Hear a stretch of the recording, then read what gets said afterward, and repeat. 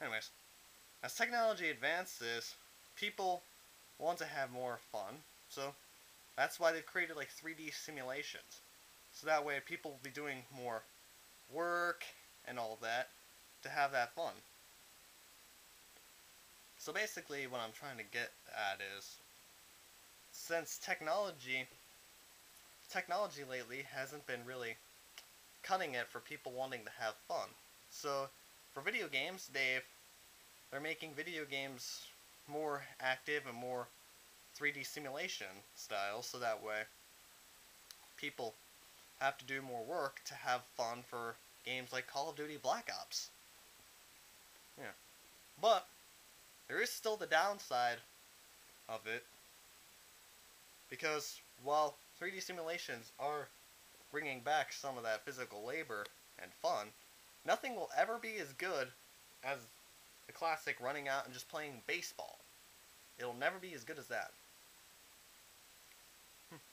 But there's a positive side.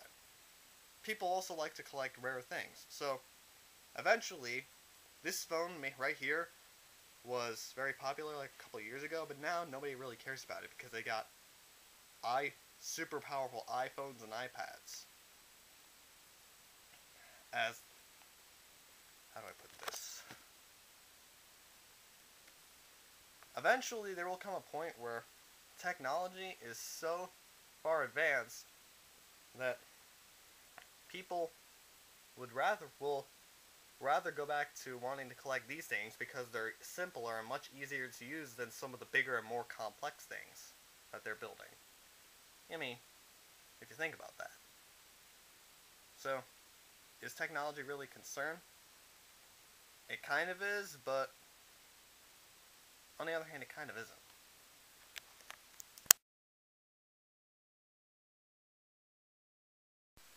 So there's a lot of subcultures in the United States. Subcultures are basically bringing out the certain interests and certain lifestyles and certain ways of life for different people. Some subcultures have different norms and values than other subcultures. Like, what may be very likable for the football subculture, which is obviously the people who are huge football fans, may not be so important to the people who drive trucks. Is it possible to belong to more than one subculture? Maybe, maybe not. The point being, people who belong to different subcultures like different things and have different values. And don't forget about the countercultures. Oh, their ways of life go against all the everyday types of society. I myself could be sometimes considered a member of the counterculture because me, I sometimes really don't care about what other people like. I just go by like who I am, what I like to do.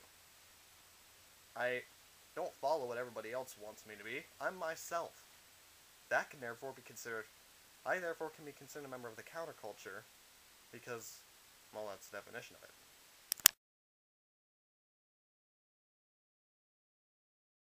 So there's a lot of values that are loved in the United States.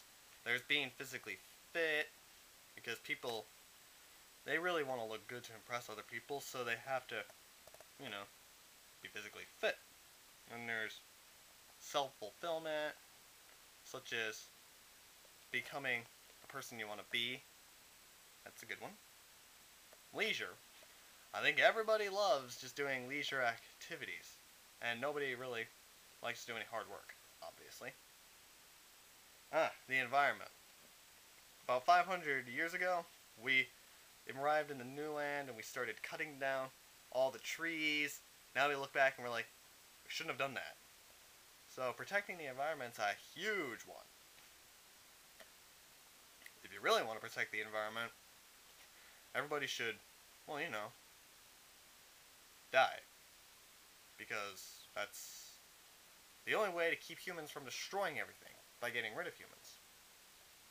But enough on that. I'm no terrorist, so why would I do that?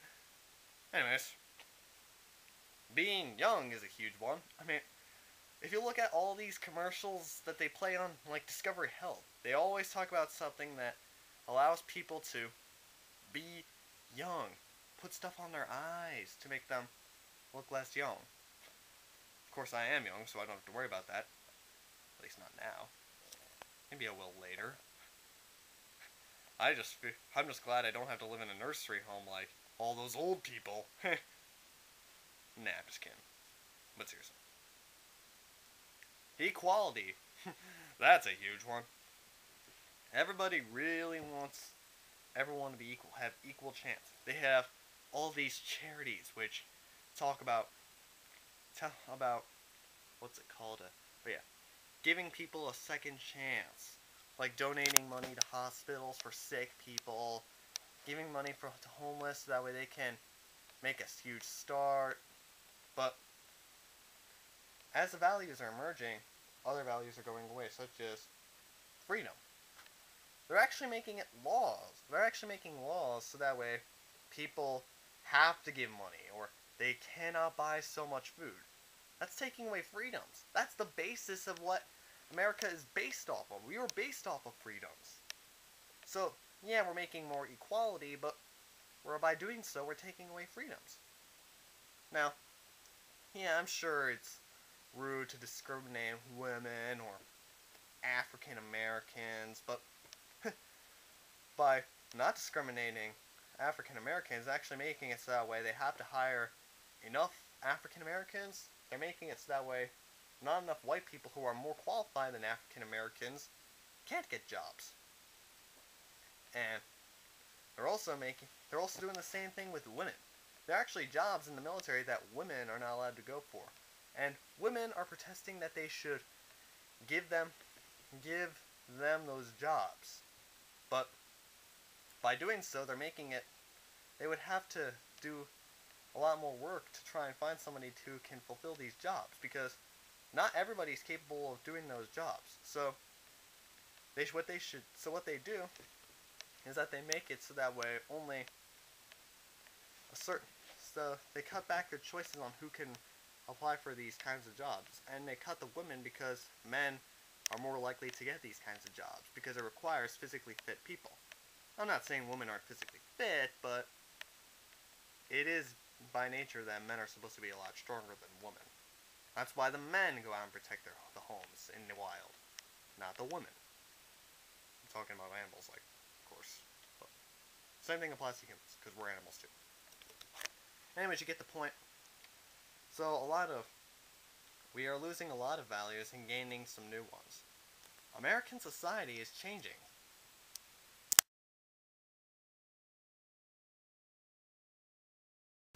Media influence on society. Oh, that is a huge one. There are commercials every day which talk about doing a whole bunch of things, such as being young again. They provide all these commercials which provide products which can help you make you look young. YouTube has a bunch of people who criticize Justin Bieber, so because of that, everybody laughs at Justin Bieber. There is the Rickroll. Ever since YouTube came up, pretty much everybody started doing what's called the Rickroll. It's where you're playing the Rick Astley song. I could do it right now if I wanted. In this video, I could easily play Never Gonna Give You Up, and you would be Rickrolled. In fact, this movie right here is influencing people. Basically telling you a bunch of things and making you want to change your ways so that way we don't forget who we are. Don't forget who. Don't worry about it. Just go with the flow, man. It's not a big deal.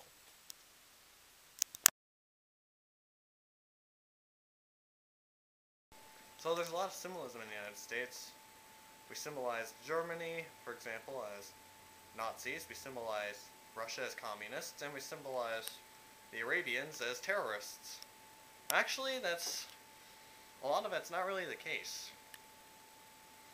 It's just America is just so stupid and so ignorant that we actually we actually stereotype all these things because of famous incidents in the past, such as Russia becoming the Soviet Union, Germany becoming controlled by Hitler, and all the Iraqis, including Osama bin Laden, planning out 9/11.